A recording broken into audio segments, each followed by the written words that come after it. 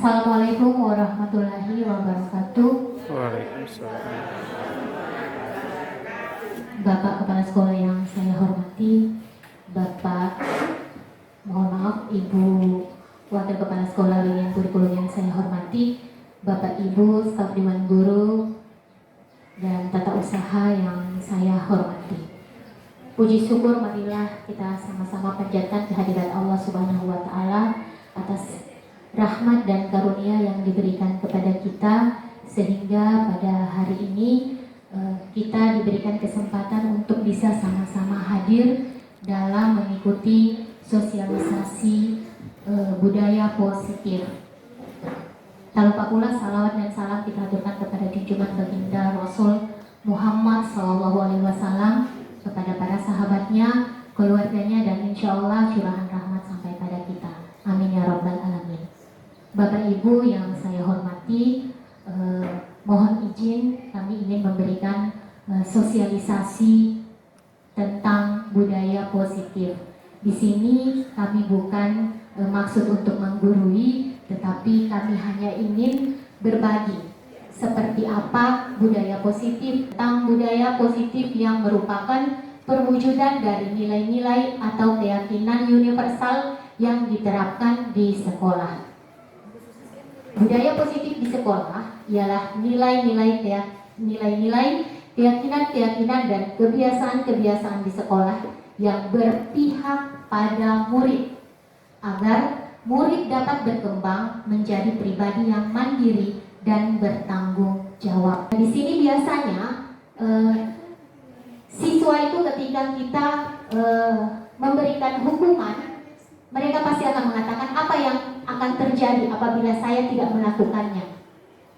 Kemudian motivasi yang berikut adalah untuk mendapatkan imbalan atau penghargaan dari orang lain. Di sini kita melihat apa yang akan saya dapatkan apabila saya melakukannya. Ini kalau dilihat dari motivasi berdasarkan mendapatkan imbalan atau penghargaan. Kemudian motivasi yang berikut adalah untuk menjadi orang yang mereka inginkan dan menghargai diri sendiri dengan nilai-nilai yang mereka percaya. Dari ketiga motivasi perilaku manusia ini, yang termasuk motivasi ekstrinsik atau motivasi yang di luar dari kontrol diri, yaitu yang untuk menghindari ketidaknyamanan dan mendapatkan imbalan atau penghargaan. Sedangkan yang sangat diharapkan dalam disiplin positif tersebut atau budaya positif tersebut adalah terdapat pada motivasi yang ketiga, yaitu untuk menjadi orang yang mereka inginkan dan menghargai diri sendiri dengan nilai-nilai yang mereka percaya.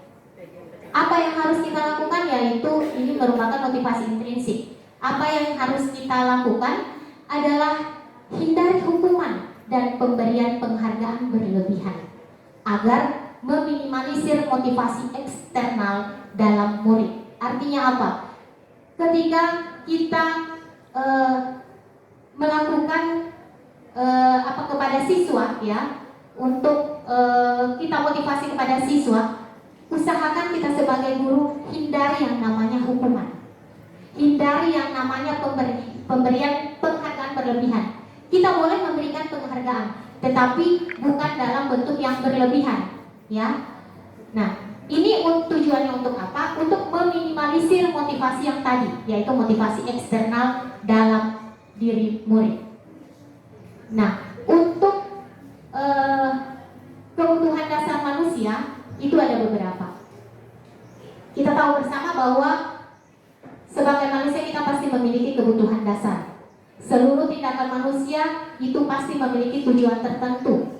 Semua yang kita lakukan adalah usaha terbaik kita untuk mendapatkan apa yang kita inginkan. Ketika kita mendapatkan apa yang kita inginkan, sebetulnya saat itu kita sudah sedang memenuhi satu atau lebih dari satu kebutuhan dasar kita. Apa saja kebutuhan dasar manusia? Yang pertama pasti adalah kebutuhan bertahan hidup. Sebagai manusia, pasti kita butuh yang namanya bertahan hidup. Segala daya upaya kita lakukan untuk memenuhi kebutuhan dasar tersebut.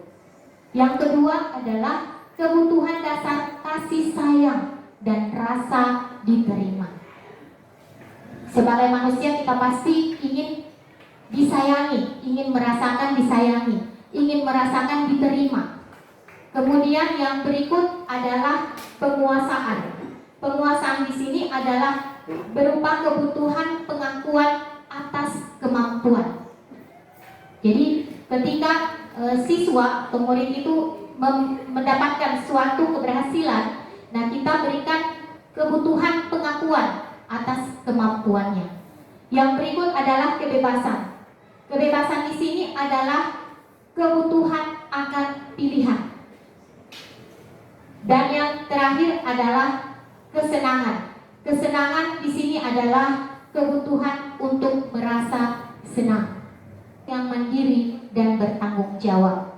Proses dialog ini terdiri dari 3 langkah. Yang pertama, menstabilkan identitas. Kedua, validasi tindakan yang salah. Dan ketiga, menanyakan keyakinan kelas.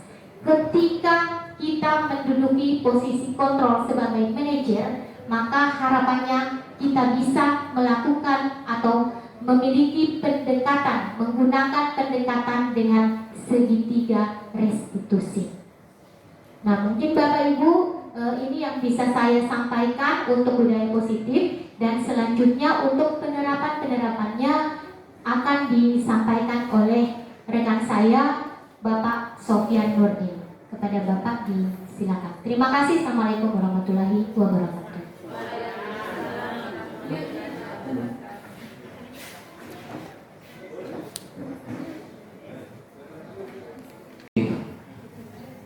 Sehingganya hal-hal yang terkait dengan budaya positif ini diharapkan akan terlaksana di sekolah ini. Memang namanya perubahan itu Bapak Ibu, ketika kami menyampaikan sosialisasi ini pasti ada gejolak perubahan yang terjadi.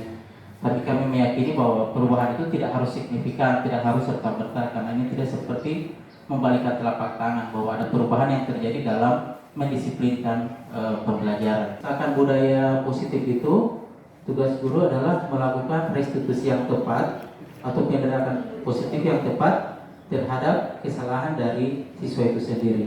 Nah, dari penggambaran posisi kontrol itu sebagaimana disampaikan sebelumnya bahwa kita menghindari posisi kontrol sebagai penghukum. Jadi ada 5 posisi kontrol guru. Yang pertama dia penghukum, kemudian pembuat merasa bersalah, yang ketiga sebagai teman, yang keempat sebagai pemantau, dan yang kelima sebagai manajer. Contoh sebagai penghukum adalah kita menerapkan aturan-aturan untuk mendisiplinkan siswa. Misalnya, ini kamu kenapa kamu sepatunya warna putih? Kamu tahu aturan sekolah? Nah, gitu. Biasanya kita menindak, sini, mana sepatumu? Saya ambil sepatumu. Ini kau tidak pada ingat, nah, kita tindaki saat itu. Berarti kita membudayakan atau melakukan posisi kontrol sebagai penghukum. Biasa posisi penghukum itu adalah dengan suara yang keras dan menindaki langsung atas kesalahan yang dilakukan oleh siswa. Yang kedua, posisi guru sebagai pembuat merasa bersalah. Dalam hal ini, guru itu dia tidak bersuara keras, tetapi dia menyerang secara pribadi psikologi dan anak itu. Misalnya, kenapa tidak bikin tugas? Kau ini tidak bikin tugas, ini bikin hati ibu, bikin masalah hati ibu. Coba kau pilih lagi, ini bikin masalah hati ibu. Guru-guru dalam market kan hati ibu. Akhirnya itu anak merasa bersalah. Kita memposisikan anak itu, dia akan posisi bersalah. Itu posisi yang kedua. Yang posisi yang ketiga adalah posisi guru menempatkan diri sebagai teman. Dalam bahasa ini, guru itu senang bercanda, mengeluarkan candaan dan membuat senang siswanya. Jadi kadang-kadang dengan guru yang tadi. Yang keempat, posisi pemantau. Nah, posisi pemantau ini paling banyak diterapkan oleh guru. Artinya apa? Dia tidak bersuara keras, dia tidak menghukum, dia tidak dia tidak bersuara keras, dia tidak menghukum, dia menyampaikan aturan-aturan sekolah. Kau tahu yang kau langgar? Kau itu berambut panjang. Kau melanggar aturan. Makanya kau ini rambutnya harus digunting, tapi dia tidak menghukum Bapak Ibu. Dia tidak bersuara keras, dia tidak menghukum, tetapi dia menempatkan aturan di depan dari siswa. Itu aturan. Kau melanggar aturan. Setelah itu di situ akan dia pantau. Kau tahu rambut gondrong kan? Bagus akan lihat kau selama 5 hari ini. Jadi aturan tetap dia sandarkan ke siswa itu. Oh, dilihat lagi 5 hari masih gondrong. sini dulu kau. Ini kau masih ke orang ini Pak Guru lihat tidak mau gunting kau kerambut nak. Ya Pak Guru saya kerambut ini kemarin mau gunting, kau yang mau gunting tidak ada. Saya mau lihat lagi kau. Aturan tetap dia sandarkan kepada siswa yang bersangkutan. Nah yang paling disarankan itu adalah posisi guru sebagai manajer. Aturan diletakkan di belakang dari nilai-nilai dari guru, dari siswa itu sendiri. Nilai apa yang harus diharapkan? Nilai-nilai positif yang dari diri siswa. Misalnya nilai kepatuhan. Nilai apa? Nilai untuk taat dalam beragama. Dalam posisi manajer diilustrasikan seperti ini Bapak Ibu. Ketika Bapak Ibu naik motor di jalan, Bapak Ibu pakai helm itu tujuannya untuk apa dulu? Kalau tujuannya supaya polisi tidak mendapat tilang membayar itu, berarti bukan posisi manajer. Posisi manajer itu meyakinkan bahwa Bapak Ibu memakai helm adalah untuk melindungi keselamatan Bapak Ibu. Itu yang mau ditanamkan, bahwa kau melanggar aturan, ada keyakinan yang kau langgar nak. Jadi dia tidak menghukum, tetapi dia tanamkan keyakinan di dalamnya, sehingga dia tidak akan takut dengan aturan, tapi dia takut untuk mengulangi kesalahan yang sama. Jadi kemampuannya adalah dialog, berkomunikasi. Memang Bapak Ibu, kemampuan di posisi manajer ini bikin lelah, karena kemampuan komunikasi yang dia bangun dengan menggunakan langkah-langkah segitiga restitusi. Nah ini Bapak Ibu, dalam mendidik siswa itu kita menggunakan 3 langkah-langkah restitusi yang dinamakan dengan segitiga restitusi. Seorang penghukum tidak akan menerapkan ini. Seorang buat merasa bersalah, dia tidak akan menerapkan ini. Seorang pemantau sebagai teman, dia tidak akan menerapkan ini. Yang akan menerapkan ini adalah guru yang memposisikan diri sebagai manajer. Yang pertama, ketika siswa bermasalah, maka tugas guru adalah menstabilkan identitasnya dulu. Sebagai calon langsung, kamu yang salah ya, kamu yang pukulin siswa. Tidak Pak Guru, jangan dulu, stabilkan dulu identitas. Duduk dulu, tanya dulu, kenapa kau? Sampai suasana stabil, tidak emosi, baru kita masuk ke langkah yang kedua. Validasi tindakan yang salah. Di validasi tindakan yang salah itu sudah mulai tahu. Oh ini yang satu, ini yang salah. Karena apa? Dia tarik mungkin dia punya kancing baju, atau dia yang satu bereaksi dan sebagainya. Sehingga dibangun untuk validasi tindakan yang salah. Yang terakhir adalah tindakan menanyakan keyakinan. Jadi di sini Bapak Ibu, di posisi ini tidak ada guru menghukum dia. Baru menghukum bagaimana dia salah ini, sudah berkelahi baru tidak mau dihukum. Yang posisi terakhir adalah menanyakan keyakinannya. Sekarang kamu berkelahi, kira-kira keyakinan apa yang kamu langgar? Nah ditanyakan ke siswa, kemungkinan jawaban siswa Bapak Ibu. Kalau ada berkelahi itu kemungkinan dia jawaban apa? Apa yang kamu langgar kalau berkelahi? Tidak tahu aturan sekolah Pak? Oh, iya benar. Apalagi yang kau langgar kira-kira kalau kau berkelahi? Nah, akan dia sampaikan bahwa ini dia keyakinan dan Bapak Ibu masukkan keyakinan kelas yang keyakinan positif yang kita ketahui bersama. Kemudian ini Bapak Ibu 5 kebutuhan dasar manusia, bahwa siswa akan melakukan kesalahan itu berdasarkan kebutuhan dasarnya. Mereka melakukan kesalahan itu karena yang pertama keinginan untuk bertahan hidup. Ini contohnya misalnya apa? Ada siswa pada saat jam pelajaran pertama itu tidak masuk di kelas, berada di kantin. Dia sementara memenuhi apa Bapak Ibu? Kebutuhan untuk bertahan hidup, so lapar dia. Ada keluar di kelas karena so lapar, mau bertahan hidup. Atau dia suka kamera, dia suka keluar dia sudah minta izin. Guru yang datang kalau dia positif dia mau ngomong ini. Nah yang kedua, kebutuhan akan cinta dan kasih sayang. Ini biasanya siswa yang broken home, yang orang tua sudah tidak peduli. Nah ini mereka. Ada kalanya kan orang tua tidak peduli, orang cari perhatian. Cari perhatian di sekolah. Nah tugas guru adalah mengambil kesempatan itu untuk memberikan kasih sayang sedikit untuk mereka. Yang ketiga, posisi siswa untuk memberikan kebebasan. Mereka itu melakukan kesalahan itu karena ingin bebas. Misalnya dalam pembelajaran, siswa ini so bosan. Mungkin sudah 1 jam, 1,5 jam, dia rasa sudah bosan dalam kelas. Suruh ngantuk, tidak tahu apa yang dia bikin, dia ambil dari HP. Dia bermain. Nah, kemungkinan kan kesalahan, guru pasti akan marah. Padahal saat itu dia sementara meluangkan dia punya waktu untuk kesenangan.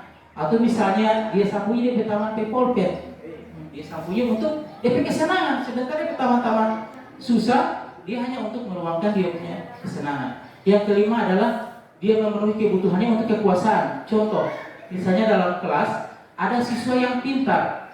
Nah, ketika dia sudah pintar, dia sudah merasa mampu, dia akan cuek lagi dengan pembelajarannya. Disumbar dia, karena disumbar main HP, dia sudah tidak peduli lagi. Atau siswa yang paling nakal dalam kelas, dia gunakan dia punya kekuasaan untuk menjahili teman-temannya. Awas kamu melapor Pak Guru, awas kamu melapor Pak Ibu. Dia gunakan dia punya kekuasaan Bapak Ibu. Berarti dalam kondisi itu dia sementara memenuhi kebutuhan dasarnya. Kesalahan siswa pasti ada di kebutuhan dasar itu. Sama dengan kebutuhan dasar manusia pada umumnya. Pasti kita merasa kebutuhan untuk bertahan hidup, apa yang kita akan lakukan? Kebutuhan kekurangan cinta dan kasih sayang, pasti apa yang kita lakukan? Reaksi-reaksi yang negatif yang timbul itu karena kita ingin memenuhi kebutuhan dasar manusia. Nah, ini contoh kasus Bapak Ibu.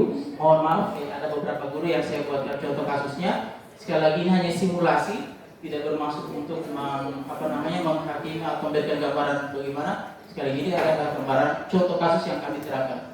Ilustrasi yang pertama adalah ini contohnya Ibu Hikmah. Ibu Hikmah ini guru seni budaya sedang melaksanakan pembelajaran di kelas. Nah, si Fahri ini kedapatan bermain HP. Selanjutnya Ibu lihat. Nah, ini si Fahri kedapatan Nah, Ibu Hikmah tegur dia. Ibu Hikmah menegur dan meminta Fahri untuk menyimpan HP tersebut dan Fahri menuruti apa yang disampaikan oleh Ibu Hikmah tadi. Kemudian pada saat itu Ibu Hikmah sedang memeriksa pekerjaan yang lain, Fahri kembali bermain HP. Beberapa teman di kelas tersebut kemudian memberitahukan kepada Ibu Hikmah bahwa Fahri kembali bermain HP. Ibu Hikmah, sana Fahri boleh bermain HP Ibu? Nanti Ibu saya tegur. Ibu Hikmah datangi ke Fahri. Lanjut Ibu. Kita lanjut. Ibu Hikmah datangi untuk menyampaikan lagi, Fahri, kenapa kamu masih bermain HP? Kan sudah ditegur dengan suara yang tidak keras. Dia tidak marah, dia tidak keras, dia tidak menghukum, cuma dia sampaikan, Fahri, kenapa boleh ada bermain HP? Ayo, kemudian sudah, akhirnya selesai pembelajaran. Ibu Hikmah datang. Kebetulan saat ini posisinya sebagai wakil siswaan, ada hubungannya dengan pimpinan. Ibu Hikmah datang. Pak, iya, tidak mati ya. Sebetulnya Ibu Hikmah, waktu Ibu Hikmah tidak ada, saya ambil gambarnya Ibu. Iya, Ibu Hikmah datang. Pak, Fahri ini tidak bermain HP di kelas. Baru saya kasih ingat, tidak pada ingat dia Pak. Boleh bermain HP, saya kasih ingat lagi. Bermain HP, turun lagi. Setelah berkoordinasi dengan Ibu Hikmah, saya memikirkan kira-kira pimpinan apa yang harus dilaksanakan sehubungan dengan tindakan Fahri tersebut. Nah, kemudian saya minta siswa, kenal Pak Fahri? Dia bilang Pak Guru undang dulu di ruang siswa, karena Pak Guru butuh Fahri sekarang. Nah, Fahri datang menuju ke ruang kesiswaan.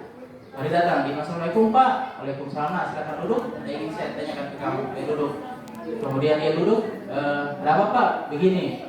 Barusan, ini posisi menstabilkan Bapak Ibu ya. Ini contoh menstabilkan identitas. Begini. Pak Guru barusan dapat informasi dari Ibu Hikmah, katanya kamu bermain HP pada saat pembelajaran. Jangan langsung tolong salah dia Bu. Kamu bermain HP tadi Pak? Berarti Bapak Ibu tidak stabilkan dia. Stabilkan dulu dia. Begini, barusan Pak Guru dapat informasi kamu bermain HP. Apa benar seperti itu? Jadi lo butuh itu Fahri. Tidak Pak. Biasanya kan bereaksi menolak tidak Pak. Lanjut lagi, validasi lagi dia. Begini Fahri, saya berharap Fahri dapat berkata jujur. Karena Pak Guru bukan ingin mencari siapa yang salah. Jadi posisi manajer, dia tidak akan menyalahkan si siswa ini. Dia tidak akan menyalahkan si Bu Hikmah atau si Fahri. Dia akan memposisikan mencari solusi atas permasalahan yang terjadi. Jadi begini Fahri, Pak Guru ingin mencarikan solusi bersama atas permasalahan yang terjadi. Jadi Pak Guru tidak mau cari siapa yang salah di sini. Dengan wajah menunduk, artinya si Fahri mengakui, oh iya Pak, saya bermain HP. Lanjut Ibu. Nah, tanya lagi. Tanyakan dia punya menstabilkan menanyakan identitas. Tanyakan dia identitas kesalahan itu. Apakah Fahri tahu apa yang Fahri lakukan itu salah? Fahri tahu itu Fahri bermain HP itu salah atau tidak? Tanya dulu sama dia. Jangan sampai dia pakai keyakinan betul bermain HP, iya kan? Baru dia bilang maaf Pak, saya akui saya salah. Berarti semua dapat dari validasi. Berarti dia akui dia salah. Masuk lagi. Baiklah. Menurut Fahri, sekarang kalau Fahri salah, letak kesalahan Fahri di mana? Dia bilang, saya bermain HP Pak saat pembelajaran di kelas. Masuk lagi. Fahri menyadari tindakan yang Fahri lakukan itu salah. Sudah mulai masuk ke keyakinan ini. Sudah masuk pada dalam. Iya Pak, saya akui saya salah Pak. Sekarang kasih normal lagi dia. Kamu pasti punya alasan. Kenapa kamu bermain HP pada saat pembelajaran di kelas? Tanya dia di alasan Bapak Ibu. Jangan hanya langsung hukum atau langsung kita dengan suara yang tegas. Kita tidak tahu alasan apa. Tanya. Kira-kira alasan Fahri melakukan itu kenapa? Dia jawab, ini Pak, pada saat pembelajaran sudah selesai di kelas, Ibu Hikmah kan sudah kasih tugas sama saya, baru saya sudah selesai Pak. Nah, daripada saya santai-santai bermain, tidak tahu apa yang saya mau bikin, saya bermain HP. Bermain HP karena dia tugas sudah selesai, dia bermain HP, ya kan? Nah, itu penjelasannya. Lanjut, masuk lagi, ditanyakan keyakinan. Fahri tahu nilai apa yang Fahri abaikan saat itu? Emang Pak, tidak tahu Pak. Dalam permasalahan ini, kamu mengabaikan sikap menghargai diri sendiri dan menghargai orang lain serta nilai kepatuhan. Ada 3 nilai yang Tepari melanggar. Tepari tidak menghargai diri sendiri. Karena apa? Tepari melanggar sesuatu yang kebaikan. Tepari tidak menghargai orang lain, tidak menghargai guru, Ibu Hikmah dalam kelas. Tepari juga tidak membuat kesalahan karena tidak patuh dengan aturan kelas. Baru tanya, iya Pak, saya akui Pak. Di mulai stadium ini, mulai masuk ke keyakinan ini, ke poin ketiga. Nah, Pak Guru ingin bertanya, Pak Ari mau perbaiki kesalahan? Ya Pak, bagaimana dengan cara Pak? Nah, sekarang caranya, Pak Ari minta maaf Pak Ibu Hikmah, berarti sudah mulai menyelesaikan masalahnya Pak Ibu. Cari Ibu Hikmah, minta maaf Pak Ibu Hikmah, dan berjanji Pak Ibu Hikmah untuk tidak lagi bermain di saat pembelajaran di kelas. Nah, Pak Ari bilang, baik Pak, saya akan menjadi bagus. Setiap orang pernah berbuat salah. Jadi posisi manajer itu Bapak Ibu meyakinkan bahwa kesalahan di Fahri itu kesalahan akan dilakukan oleh semua orang. Termasuk di Pak Guru akan melakukan kesalahan yang sama. Kau bukan satu-satunya orang yang bersalah. Itu dia tujuan. Bahwa kau bukan orang yang bersalah. Kalau kau bersalah itu hal yang biasa, tetapi meminta maaf itu yang lebih baik lagi. Ya Pak, saya berjanji. Jadi setelah kejadian ini si Fahri akan minta maaf kepada Ibu Hikmah dengan nah, harapannya setelah dia melakukan itu apa Bapak Ibu? Bahwa akan tertanam nilai kebaikan dalam kelas. Dia tidak takut dengan aturan. Jadi saya tidak tanamkan aturan dalam dia. Pari, kalau ada pelanggar tanda tertibnya kau udah langgar nah. Atau dengan suara yang keras, kau tahu itu tertib kau udah langgar. Tidak boleh main HP, tidak boleh bermain satu pelajaran. Tetapi tidak. Bapak Ibu yang dibangun adalah komunikasi, membangun nilai-nilai positif yang ada dalam dirinya, sehingga aturan itu dia tahu kedua. Aturan itu ditaruh di kedua setelah dia yakini kebenaran. Sama dengan helm tadi, jangan hanya takut dengan sweeping, tetapi takut dengan kapal laut atau dengan ini. Yang takut mau cilaka kepala betul. Itu dia nilai yang ditanamkan. Bukan dengan sweeping dengan regulasi tadi. Nah, selanjutnya saya menelaah posisi kontrol dari Ibu Hikmah. Dalam hal ini saya melihat posisi kontrol Ibu Hikmah. Posisi saya setelah dilaporkan oleh Ibu Hikmah, saya mengambil posisi sebagai pemantau. Kenapa saya memposisikan sebagai pemantau? Karena saya ingin melihat apakah permasalahan si Fahri dengan Ibu Hikmah itu sudah selesai atau belum. Jangan sampai masalah terjadi, tidak ada tindak lanjut. Oleh karena dilapor ke saya melakukan posisi sebagai pemantau. Saya melihat Ibu Hikmah dan Fahri ini sudah selesai masalah tidak. Lanjut Ibu. Nah, sedangkan untuk Fahri, saya mau lakukan posisi kontrol sebagai manajer. Jadi langkah-langkah segitiga restitusi tadi yang saya lakukan, yang itu tadi Bapak Ibu. Lanjut Ibu Linda.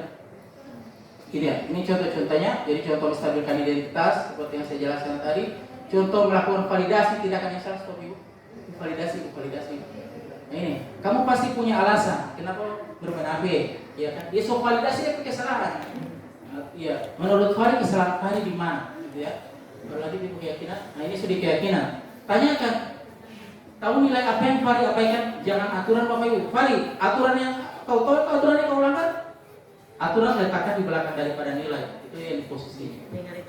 Lanjut, berdasarkan segitiga restitusi yang saya lakukan, ternyata saya menyimpulkan ada 3 informasi yang saya peroleh. Pertama, Fahri itu bermain HP karena dia sudah selesai mengerjakan tugas. Untuk mengisi kekosongannya, dia bermain HP. Kesimpulan yang kedua, Fahri sudah mengakui kesalahannya dan berjanji akan meminta maaf kepada Ibu Hikmah dan berjanji juga tidak akan mengulangi perbuatan tersebut. Posisi yang ketiga, Ibu Hikmah terlihat menggunakan posisi kontrol sebagai teman. Saya melihatnya dia sebagai teman karena dia menerapkan konsekuensi atas dia tidak menerapkan apapun. Jadi dia tidak menerapkan apapun atas tingkah laku Fahri yang bersalah tersebut. Jika saya melihat dia berdasarkan pemantauan yang saya lakukan, berarti di Ibu Hikmah saat itu memposisikan diri sebagai teman, guru sebagai teman. Yang selanjutnya ini motivasi kenapa Fahri melakukan kesalahan. Yang pertama dia ingin melampiaskan kekuasaannya. Saya pintar. Saya ini membawa yang begini tidak ada tugas, saya baru main HP saja. Yang kedua dia ingin meluangkan kesenangan dengan bermain game. Dia ingin senang, artinya yang kosong mungkin diisi dengan kesenangan. Nah itu, karena yang terjadi mungkin Faris saat itu memiliki kemampuan lebih dari yang lain. Lanjut. Nah ini dia ini memenuhi kesenangan. Lanjut Ibu Linda. Nah solusi atas permasalahan tersebut yang pertama, Ibu Hikmah harusnya melakukan diagnostik awal atau memetakan kemampuan belajar peserta didik di kelas. Jadi jangan langsung diterapkan pembelajaran, petakan dulu mana siswa yang mampu, mana siswa yang sedang-sedang, mana siswa yang memang tidak mampu atau lambat dalam hal penyelesaian. Kemudian berdasarkan pemetaan itu, Ibu Hikmah melaksanakan pembelajaran berdiferensiasi. Ini adalah kekuatan dari kurikulum mereka, Bapak Ibu, membelajarkan dengan konsep berdiferensiasi. Artinya mengajar sesuai dengan kemampuan siswa. Yang lambat tidak boleh memaksakan dengan yang cepat. Yang sedang tidak boleh memaksakan dengan yang lambat. Nanti itu mungkin ada penjelasan selanjutnya. Nah dalam kondisi ini Ibu Hikmah seharusnya berani menerapkan keyakinan kelas. Harusnya mungkin saat itu HP-nya disita, nanti diambil pulang misalnya. Jadi dia terapkan bahwa Pari ada keyakinan kelas yang sudah kau langgar. Misalkan tidak boleh bermain saat pembelajaran dan sebagainya. Nah ternyata setelah saya melakukan segitiga restitusi itu, saya tanya tanggapannya Pari, setelah saya lakukan pembinaan sama kau, kira-kira apa yang kau rasakan? Nak? Pak Guru saya ini gugup, Pak Guru. Iya, Pak Guru saya ini gugup. Kenapa Guru? Saya takut, saya kira Pak Guru mau ada pamer. Apalagi yang kau rasakan? Tapi setelah lama-lama saya lihat ke sana, Pak Guru kau tidak marah, saya sudah merasa bersalah sendiri Pak Guru. Iya, apalagi yang kau rasakan? Nak? Baru saya sudah berjanji Pak Guru, saya tidak mau bermain lagi HP saat pembelajaran Pak Guru. Itu DP ending. Contoh kasus yang kedua. Contoh kasus yang kedua ini, iya, ini artinya itu kan harapan. Baru kalau misalnya Pak masih bermain HP, Bapak Ibu kita melakukan ini bukan hanya 1-2 kali. Kita melakukan pasti akan berulang. Memang mau lala Bapak Ibu, mau lala. Tapi kalau kita berulang kali menanamkan nilai kebaikan dengan menghindari konsep hukuman, insya Allah generasi kita di 5-10 tahun akan datang itu bukan generasi yang akan keras, tapi generasi yang akan bersaing dalam hal keyakinan yang baik dan kemampuan untuk berkompetisi yang baik. Itu harapannya 5-10 tahun akan datang. Ilustrasi yang kedua, ini pada saat apel pagi, kira-kira teramat ada bikin dengan posisi rambut gondrong itu apa yang teramat ada langkah sampai gondrong sampai sekarang ini. Nah, nanti dia akan jawab, oh iya Pak, saya rasa saya menanggar nilai keyakinan ini Pak. Dengan melaksanakan langkah-langkah restitusi itu, saya meyakini bahwa Rahmat akan menyadari kesalahannya. Jadi kesalahannya dalam dia akan sadar dan dia akan merapikan rambutnya, bukan atas aturan, tetapi atas kemauannya diri sendiri. Dengan posisi itu Rahmat akan merasa terbimbing dan mengatur dirinya. Harapannya dia akan mampu mengatur dirinya di masa depan, bukan hanya takut dengan konsekuensi yang itu, tetapi tertanam dalam dirinya untuk melakukan kebaikan. Ini yang paling penting Bapak Ibu, bahwa posisi manajer itu memakan waktu yang cukup banyak. Capek Bapak Ibu. Lebih dari itu posisi menghukum. Kita hukum 1 kali selesai urusan, tapi dampaknya kita tidak tahu. Kita berteman saja lebih gampang, Pak Kuseni saja tidak usah kasih hukuman, paling mudah Bapak Ibu. Kita posisikan diri sebagai pemberi rasa bersalah, saat itu kita buat ya kita tidak mungkin capek. Tapi dalam posisi manajer itu capeknya karena kita membangun komunikasi dan mengingatkan dia tentang nilai-nilai kebaikan. Namun saya meyakini dengan kolaborasi antara siswa dengan guru, kalau kita bersama-sama maka budaya positif yang akan di sekolah itu akan terbangun dengan baik. Ini harapannya, selamat menerapkan budaya positif di sekolah masing-masing. Sekali lagi Bapak Ibu, posisi saya tidak dalam hal menjustifikasi atau apa tentang budaya positif. Pasti posisi guru ada yang kita bisa dapatkan lagi. Saya itu di mana sekarang sebenarnya. Tetapi tujuan saya adalah menyampaikan bahwa inilah budaya positif yang diharapkan dalam kurikulum Merdeka. Bapak Ibu dalam membahas materi ini pada saat elaborasi dengan CGPC Provinsi Gorontalo, ini menjadi pembahasan yang paling alot Bapak Ibu. Guru-guru di daerah apalagi itu di Gorut itu protes. Mereka bilang, Pak, kami ini lahir dan besar sekarang ini karena guru-guru masa lalu. Guru-guru masa lalu itu menghukum kami, makanya kami jadi orang seperti ini. Itu mereka punya alasan. Pak, kami itu di posisi teman, kami lebih nyaman dengan siswa. Kami berteman dengan mereka, mereka tidak ada batasan dengan kami. Mereka bisa meluapkan murid-murid mereka kepada kami. Artinya Bapak Ibu, justifikasi tentang posisi guru ini memang sampai saat ini ada namanya perdebatan, ada namanya pemikiran yang berbeda. Tetapi Tugas kami adalah menyampaikan bahwa disiplin positif yang diharapkan di sekolah itu adalah membangun nilai disiplin dalam diri anak, bukan hanya berdasarkan aturan, tetapi berdasarkan dengan keyakinan dan kebaikan yang dimiliki. Oleh karenanya, posisi manajer itu yang ditawarkan dalam diri seorang guru dengan menerapkan tiga restitusi tadi. Itu saja dari saya, Bapak Ibu. Mudah-mudahan ada manfaatnya. Mohon maaf atas kesalahannya. Assalamualaikum warahmatullahi wabarakatuh. Yang pertama bahwa rapat kemarin kita juga sudah menerima sosialisasi, dan rapat yang kedua hari ini juga ada sosialisasi, dan ada kait ini, materinya ini ada kaitan dengan sekolah yang sudah mengambil kurikulum sendiri, kurikulum merdeka mandiri, bukan kurikulum merdeka sendiri, kurikulum merdeka mandiri. Dan ada 2 guru kita yang sudah lulus, sudah jadi guru penggerak. Nah, sangat kami terus terang, materi yang kemarin dengan yang hari ini kami lihat, kalau tidak ada kaitan dengan pengembangan SMP 8, saya tidak berani mau kasih saran. Tapi ini saya ada di dalam SMP 8, maka saya hanya menunggu sebetulnya sosialisasi ini mulai kapan akan dijalankan, kan begitu? Iya, kita sudah jalan di kurikulum Merdeka Mandiri, ada guru penggerak, tapi baru sosialisasi. Tidak ada programnya kapan itu kita akan laksanakan. Dan itu penting. Begitu juga yang pertama, sekolah inklusif. Kan harus setelah kita sosialisasikan ini pada guru, Bapak Ibu guru dan TU dan pegawai, harus juga turun ke siswa. Harus juga turun ke siswa sehingga juga mereka tahu. Nah, kapan itu akan dimulai dijalankan? Kalau hanya menerima sosialisasi, ya hanya sosialisasi. Kan ada perubahan tindakan yang selama ini kita laksanakan. Dengan adanya materi ini nampak bahwa saya salah bertindak, saya salah menangani. Berarti jalannya ini. Maka dibuatkan satu komunitas penggerak yang semua itu komunikasinya harus satu gerakan, baik dari 5 budaya positif itu 5 sampai pada tingkat manajer. Kita jangan berputus di tingkat sosialisasi. Jangan sampai program ini yang kita mau harap itu sebenarnya punya program terbaru. Semua guru, pegawai dan siswa paham, tinggal kita jalankan dengan metode, istilahnya ada satu panitia, ada satu pelaporan, ada satu sistem perkembangan. Si anak dari data A, dia ini memang paling jarang masuk sekolah. Dalam 1 bulan itu barangkali hanya 1 minggu misalnya. Bagaimana perkembangan 3 bulan itu setelah kita menerima ini? Namanya budaya positif. Nah, hanya itu yang saya mau sampaikan, karena bagus kan ini. Masa sekolah kita mau jadi bagus, kita tidak mau bergerak sama-sama, itu juga. Jangan cuma putus di sosialisasi saya katakan tadi.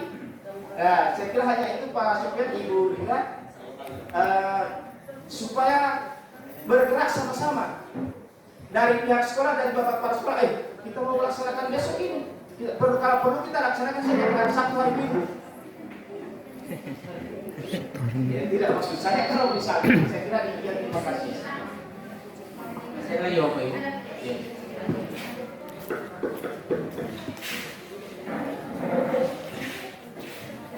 Terima kasih. Assalamualaikum warahmatullahi wabarakatuh. Saya hanya ingin menggarisbawahi tentang keyakinan yang saya paham itu adalah keyakinan kelas, artinya ya. Jadi keyakinan kelas di mana kalau kita pada saat mengajar itu kita awali dengan adanya kesepakatan kelas bahwa itu siswa meyakini bahwa itu yang terbaik. Itu yang disebut dengan kesepakatan itu. Tadi dikatakan bahwa keyakinan sekolah itu adalah rambutnya bukan rambut gondrong, bahwa siswa juga diberi keyakinan bahwa yang berambut gondrong itu tidak baik. Tadi kan? Nah, saya ingin menanyakan begini. Kan di kehidupan sehari-hari itu ada taraf di dalam pekerjaan, ya, sudah masuk masa pekerjaan ini, sudah bekerja, itu ada yang kesehariannya dia sudah berambut gondrong dan itu memang identitas mereka. Jadi saya tidak menyebut, itu pasti kita sudah tahu bahwa ada satu kelompok yang memang tugasnya dan identitasnya adalah berambut gondrong. Ada juga yang di masa mahasiswa itu ada yang memang ciri khasnya berambut gondrong, ya. Itu berarti mereka tidak baik. Sebenarnya kita berikan pilihan kepada siswa bahwa siswa SMP mana yang terlihat rapi, berambut gondrong atau tidak. Nanti kita akan sepakati oleh siswa akan menyepakati bahwa siswa SMP yang ciri khasnya itu adalah yang rapi adalah yang tidak berambut gondrong. Jadi mungkin seperti itu. Tadi sudah dikatakan pada si Rahma bahwa keyakinan sekolah adalah siswa yang tidak berambut gondrong. Jadi kalau yang berambut gondrong itu dicap adalah siswa yang tidak baik. Ya, jadi nanti pemikirannya seperti itu. Karena tadi saya mengikuti kasus dari si Rahma, ternyata siswa yang berambut gondrong dicap siswa yang tidak baik. Padahal ciri khas dari siswa yang sudah masa di fakultas itu ada fakultas yang ciri khasnya berambut gondrong. Ya. Jadi itu apa mereka tidak baik? Ya itu yang kita berikan pilihan kepada siswa SMP bahwa nanti kita sepakati bahwa siswa SMP siswa yang terlihat rapi adalah siswa yang bukan berambut gondrong. Nanti kamu kalau sudah masuk masa-masa kuliah, nanti kamu ada fakultas yang kamu bisa ikuti, nanti ciri khasnya adalah rambut gondrong. Mungkin itu yang bisa saya sampaikan. Terima kasih. Iya, saya coba jawab dulu. Sana dia. Oh iya. Ya, untuk yang pertama itu pertanyaannya kapan akan dilaksanakan ini? Ini adalah hal yang baik. Kapan akan dilaksanakan? Jawabannya adalah mulai saat ini. Baru mulai saat ini ya sudah sosialisasi dengan baik. Apa penerapannya baik? Dimulai dengan diri sendiri. Jadi dimulai dengan diri sendiri. Bapak Ibu yang merasa bahwa ini sosialisasi konsep ini Bapak Ibu setujui, maka Bapak Ibu perlahan akan berubah posisinya, memposisikan diri sebagai manajer dalam mengendaki kesalahan. Saya rasa saya ke posisi ini bagus. Saya bikin manajer itu saya anak didik pembandingan. Nah, kembali keyakinan Bapak Ibu. Jadi tujuannya adalah untuk menyampaikan bahwa ini harapannya. Kemudian untuk yang kedua, kalau ini bisa dijalankan secara bersama oleh pihak sekolah, tentu saja kami bersyukur Bapak Ibu. Apabila ini akan diprogramkan oleh Bapak Kepala Sekolah, Ibu Wakasih Kurikulum, bahwa mulai hari ini, mulai saat ini sekolah akan menerapkan ini budaya positif. Tetapi kalau sambil menunggu itu, sambil menunggu itu ya tentu saja kita mulai dengan diri sendiri. Mulai dari sendiri untuk menyadari bahwa ini yang akan kita laksanakan. Oh ini baik. Atau perasaan ingin mencoba juga boleh. Jadi saya mau coba kamar ini posisi manajer ini ya. Kalau gagal atau tidak. Saya kan tadinya posisi teman. Jadi saya mencoba dulu posisi. Apa salahnya Bapak Ibu kita mencoba mengubah paradigma, mengubah pola pikir tentang cara melakukan kesalahan. Termasuk Bapak Ibu ini untuk berlaku untuk Bapak Ibu siswanya yang tidak tuntas. Itu kan kesalahan. Tidak tuntas kau. Coba kenapa kau tidak tuntas? Bapak Ibu coba mulai tindaki dengan menggunakan segitiga restitusi. Jangan gunakan konsep penghubung. Kau tidak tuntas, bikin malu hati ibu kau ini. Coba lihat kau belajar. Ibu pelajaran aja kau ada ini tidak tuntas. Kau ibu membuat posisi dia merasa bersalah. Jadi ini sudah mulai kita terapkan. Mulai saat ini bisa. Mulai saat mengolah nilai, mulai saat menghadapi siswa bermasalah dengan nilai, bisa Bapak Ibu terapkan. Kembali kepada kita semua mau melaksanakannya, meyakini bahwa ini benar. Kembali ke ini masing-masing, ke pribadi masing-masing. Yang berikutnya tentang kesepakatan kelas dan keyakinan kelas. Jadi dulu itu namanya itu kesepakatan kelas. Tetapi mulai CGP angkatan 5 ke bawah ke atas 1, 2, 3, 4 itu mereka menyatakan sebagai kesepakatan kelas. CGP 5, 6, 7 dan seterusnya akan mengimplementasikan sebagai keyakinan kelas. Apa itu kesepakatan kelas? Kalau kesepakatan kelas itu cenderungnya masih melingkup aturan.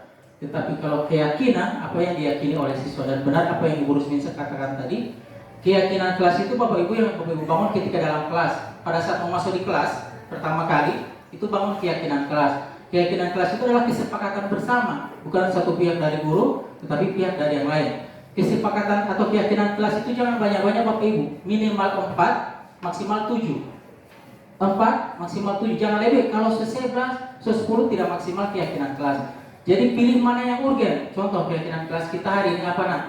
Tidak boleh bermain HP saat pembelajaran apa? Oke, 1, tulis di papan tulis. Keyakinan yang kedua, tidak boleh bagian utama nada belajar. Oke, bagus. Yang ketiga, kalau sudah 4 atau 5 keyakinan kelas, tahan dulu. Atau Bapak Ibu akomodir.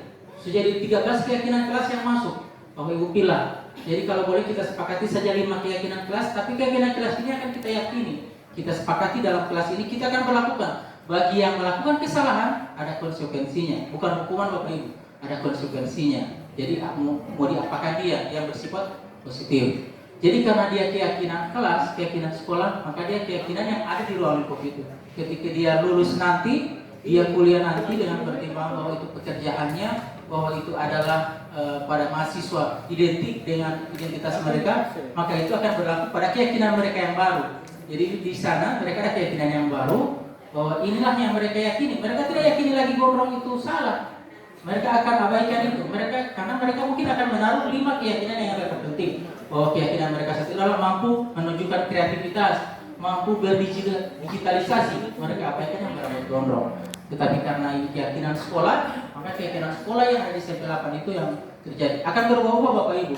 Keyakinan yang kelas yang ada di kelas 72 berubah dengan kelas 74 tidak akan sama. Apalagi tiap sekolah yang ada keyakinan sekolahnya di sini berubah dengan keyakinan sekolah yang ada di sekolah lain. Itu ya ada tambahan dari Ibu.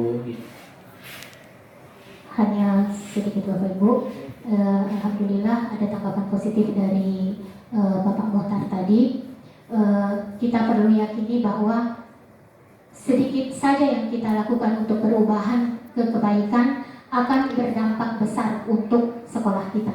Jadi kembali kepada diri kita. Pertanyaan Bapak Haji, mulai kapan? Tanyakan pada diri kita sendiri. Kapan kita akan merubah perilaku kita untuk lebih kepada hal-hal yang positif? Bagaimana kita meyakini apa yang kita lakukan untuk perubahan. Jadi walaupun hanya sedikit-sedikit, ubahlah sikap atau perilaku yang ada pada diri kita. Dan insya Allah dengan perubahan paradigma tersebut akan membawa dampak positif pada sekolah kita yang tercinta ini.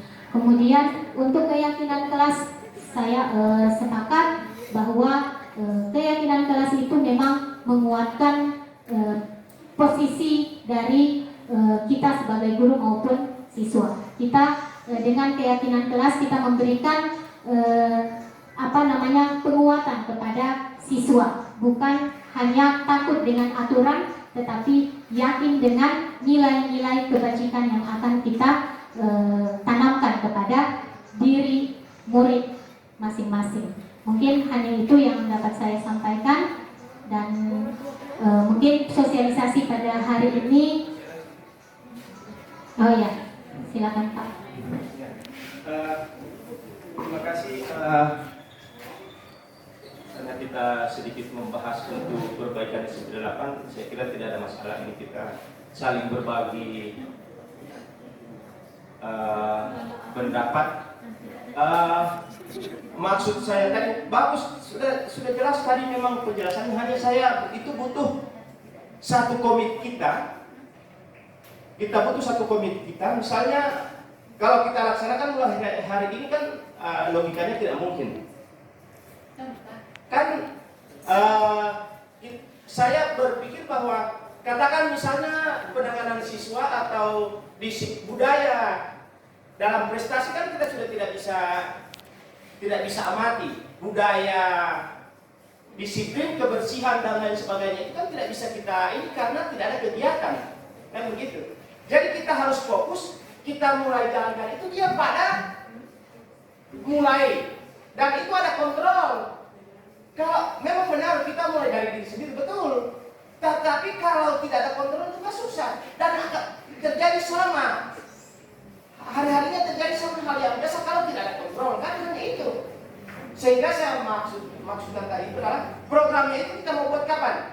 Katakan dia semester genap awal Januari masuk. Jadi kalau dari diri sendiri kan kita bisa mengontrol penanganan kita terhadap kebersihan, bagaimana budaya positif, budaya bahasa, budaya rapi. Sepakat tadi yang dikatakan oleh Ibu Rusmin tadi, bagaimana kriteria rapi? Itu kan harus dibahas sama-sama, kan begitu. Kita tidak boleh memberikan contoh budaya rapi itu SMP dengan perguruan tinggi kan tidak mungkin. Tetapi apa yang rapi di SMP 8 itu harus kita bahas sama-sama, kan begitu logikanya sih. Dan itu pun siswa juga harus terlibat kan. Dan informasi ini harus diterima pada siswa. Jadi yang saya butuh itu adalah satu bentuk kegiatan, satu bentuk pengembangan sekolah merdeka ini. Kita akan buatkan terobosan-terobosan baru, walaupun hal-hal hanya sedikit yang kita buat, tapi yang kuncinya itu saya maksudkan adalah kontrol. Jangan lepas sama diri masing-masing, tidak boleh, karena pikiran masing-masing itu agak susah. Tetapi pikiran masing-masing kalau disatukan dengan satu konsep, tidak ada lagi satu pikiran per orang. Kita harus pegang satu konsep kebersamaan. Ya, terima kasih Pak.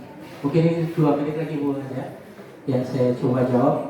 Yang pertama itu Pak Mutar, ada 2 keyakinan yang kita bangun. Yang pertama itu keyakinan kelas, yang kedua keyakinan sekolah.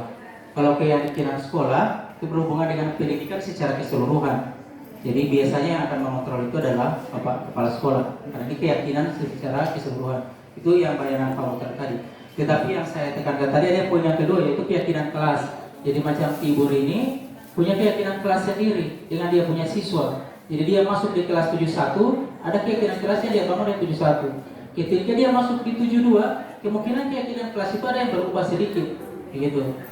Keyakinan kelas itu dibentuk untuk kelas yang bersangkutan. Nah, kalau harapannya dilakukan untuk secara keseluruhan, makanya dia berdinamakan keyakinan sekolah. Itu wilayahnya di wilayah sekolah itu sendiri. Jadi tugas guru mulai dari sekarang yaitu dia terapkan untuk kelasnya yang dia ajar, untuk siswa yang dia ajar. Ya, itu saja. Billahi taufiq wal hidayah. Assalamualaikum warahmatullahi wabarakatuh. Perkenalkan, saya Cian Muhammad SPD, guru di SMP Negeri 8 Gorontalo. Setelah saya mengikuti sosialisasi, saya memperoleh pemahaman terkait dengan budaya positif. Pertama, 5 kebutuhan dasar. Yang kedua, 5 posisi kontrol. Yang ketiga, mempraktekkan segitiga restitusi. Harapan saya setelah mengikuti sosialisasi ini, semoga ini bisa diterapkan di sekolah saya. Terima kasih. Wassalamualaikum warahmatullahi wabarakatuh.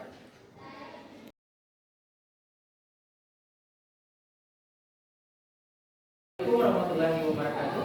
Waalaikumsalam warahmatullahi wabarakatuh. And good morning students. Morning. How are you today? I'm fine. Okay, good. You're fine today ya. Ya, adik-adik sekalian, sebelum kita memulai pembelajaran semester genap ini, kita membuat keyakinan kelas bersama ya. Ada yang sudah tahu apa itu keyakinan kelas? Apa kira-kira itu keyakinan kelas? Ada yang tahu? Jadi keyakinan kelas itu adalah nilai-nilai kebaikan yang kalian yakini akan menjadi kesepakatan kalian bersama di dalam kelas ya. Jadi kurang lebih selama 1 semester ini kita akan menjadi kesepakatan kita bersama tentang keyakinan dan nilai kebaikan yang akan kalian lakukan selama di dalam kelas. Jadi pahami ini. Nanti kalau misalkan ada yang melakukan sesuatu tidak sesuai dengan nilai keyakinan yang disepakati, berarti dia menolak keyakinan kebaikan. Berarti dia tidak mau berbuat kebaikan yang sudah disepakati bersama. Jelas ya? Oke. Nantinya nilai kebaikan itu, keyakinan kelas itu sudah menunjukkan hal positif. Misalnya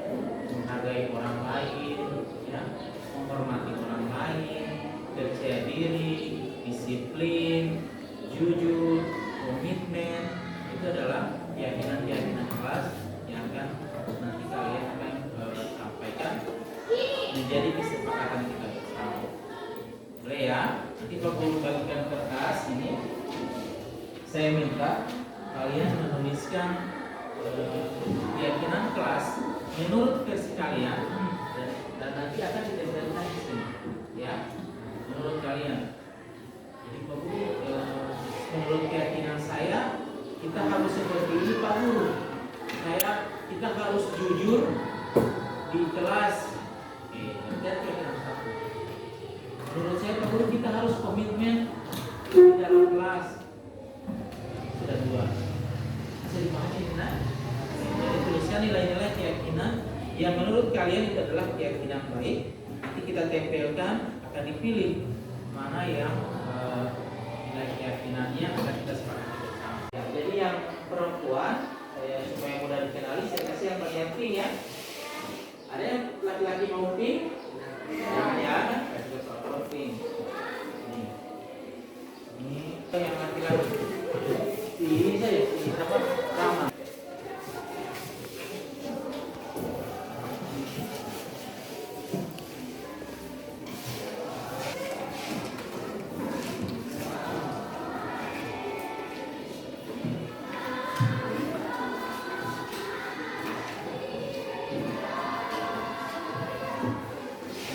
Silakan tulis dua keyakinan yang kalian mau disepakati dalam kelas.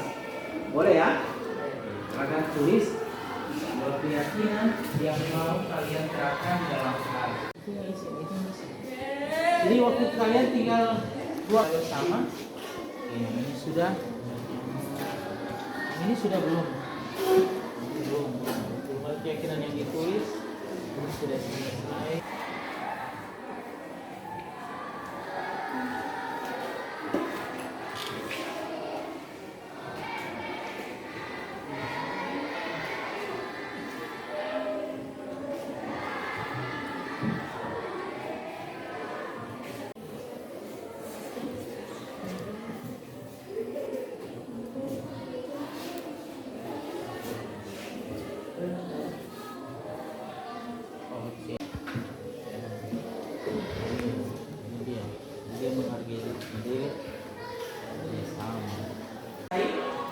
Apakah kalian sudah selesai menuliskan dua keyakinan? Kalau begitu, akan tempelkan di papan tulis ya. Jadi yang laki-laki di sini, yang kuning, yang perempuan di sini. Saya batasi yang laki-laki, kemudian yang sini bagian perempuan.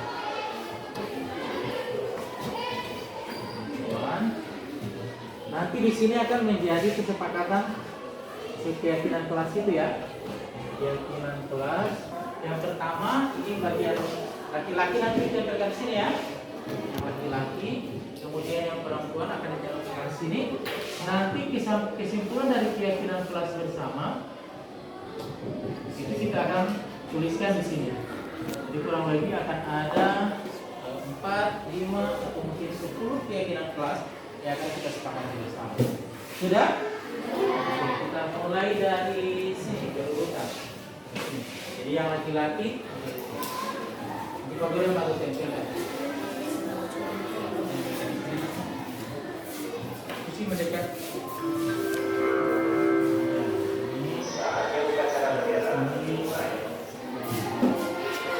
Lagi yang perempuan.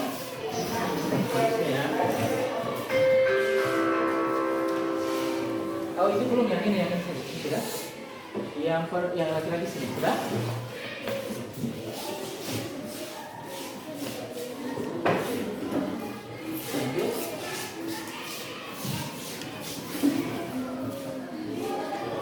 Lanjut lagi yang perempuan kalau sudah? Sudah? Ayo.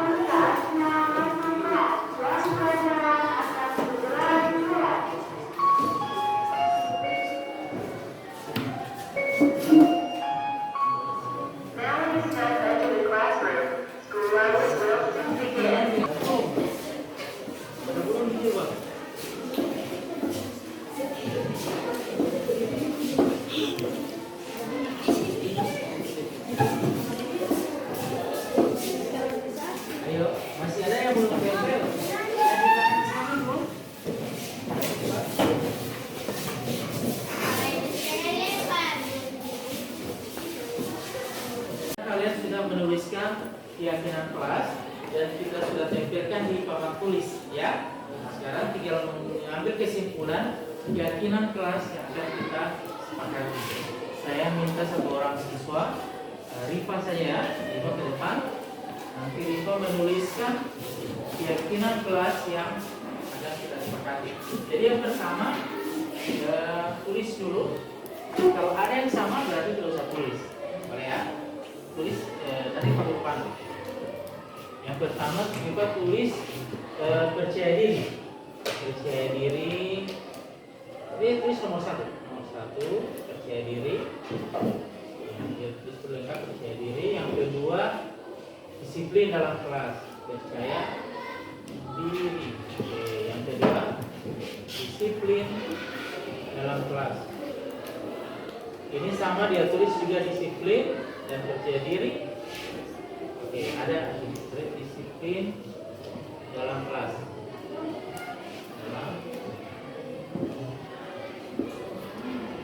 Ada yang sudah sama, saya tidak tulis lagi ya. Ini agak beda di sini. Menghormati teman dan guru. Menghormati teman dan guru. Menghormati teman dan guru. Dan dia sama ini sudah ada di sini kan? Sudah tidak ada yang lain. Tenang saat pelajaran dimulai. Berarti saat dimulai. Pas belajar dia boleh beribut. Tenang dalam pembelajaran ya.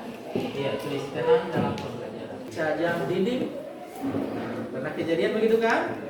Kita mau jawab dalam hal apapun.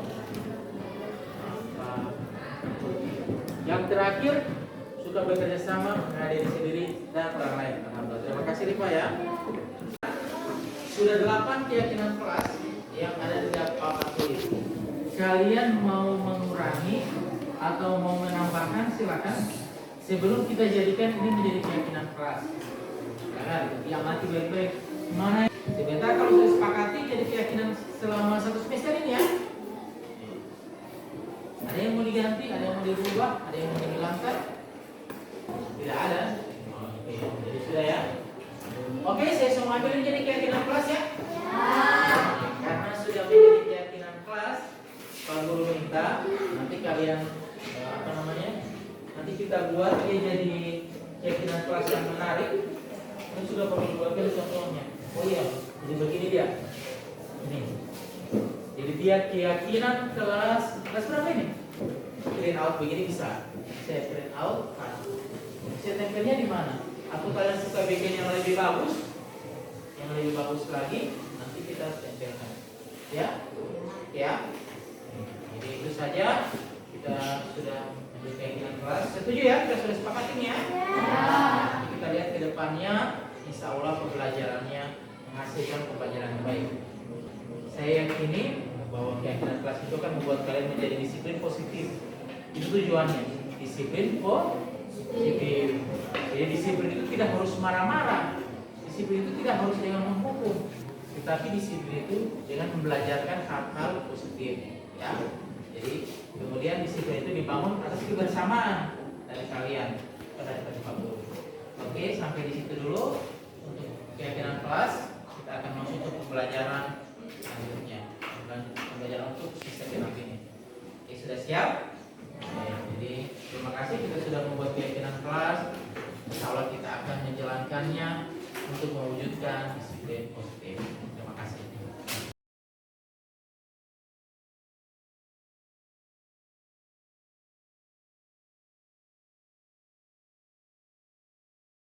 Assalamualaikum warahmatullahi wabarakatuh. Perkenalkan, nama saya Rifa Julia Putri Sain. Saya dari kelas 74 SMP Negeri 8 Gorontalo. Setelah saya menjalani keyakinan kelas saya, yang pertama, saya merasa bersemangat menerapkan disiplin di kelas saya karena kami semua menyepakati aturan secara bersama-sama. Yang kedua, saya sangat percaya diri dalam belajar karena pembelajarannya menjadi menyenangkan dan menarik. Sekian dari saya.